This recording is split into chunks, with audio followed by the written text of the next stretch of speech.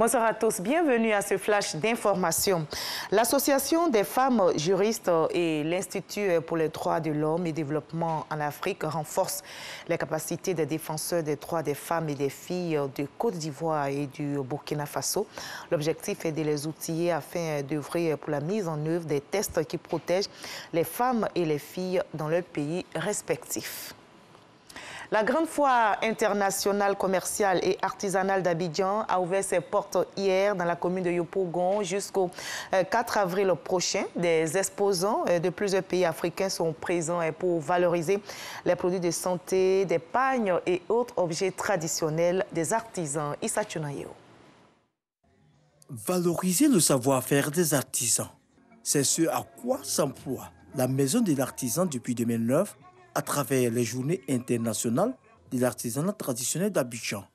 Cette année, ces journées changent de nom et deviennent la grande foire internationale, commerciale et artisanale d'Abidjan. Pour cette 4e édition, produits de santé, pagnes et autres objets traditionnels sont exposés. En Côte d'Ivoire, aujourd'hui, vous avez un potentiel énorme.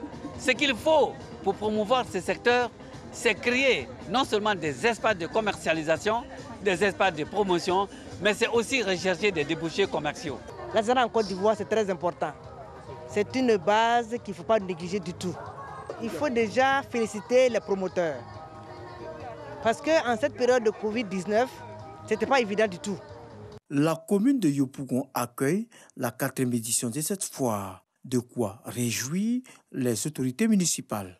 Nous sommes très heureux de recevoir cette grande foire commerciale de l'artisanat Pakino 2021 parce que cela permettra aux différents artisans de la commune de se mettre en évidence.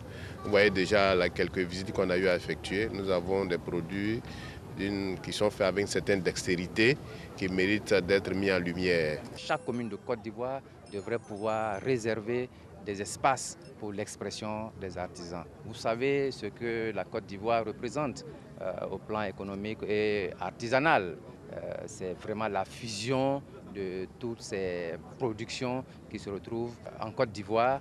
Cette foire est une occasion pour les exposants de faire découvrir leurs produits. Le Burkina Faso, le Niger, le Bénin, le Ghana et bien d'autres pays sont présents pour cette 4e édition de la grande foire internationale commerciale et artisanale d'Abidjan. Elle prendra fin le 4 avril prochain.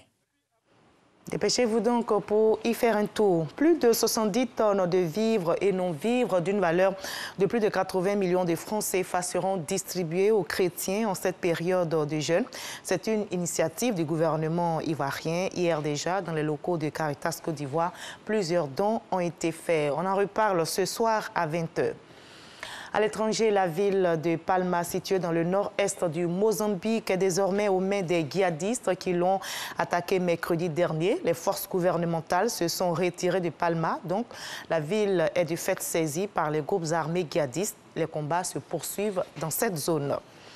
L'armée birmane s'est livrée aujourd'hui à une démonstration de force à l'occasion de la journée des forces armées, faisant défiler un impressionnant arsenal dans la capitale. Dans le même temps, plusieurs villes du pays étaient le théâtre de nouvelles manifestations pro-démocratie durement réprimées. L'ONU déplore des dizaines de morts dans la répression de ces manifestations et se dit très choquée par cette violence. Dans la page culture de ce samedi, on relatera l'histoire d'une cabosse, la cabosse du cacao made in Côte d'Ivoire, à travers une bande dessinée intitulée Wakunube, qui signifie la chance en langue kroumen. On y rapporte bien sûr le voyage du cacao avec en toile de fond la lutte contre le travail des enfants dans la cacao culture. Le concepteur est Désiré Begré et il est notre invité ce soir. Il est le président de l'association Les Amis de San Pedro. On se retrouve à 20h pour connaître la suite dans les détails. À tout à l'heure.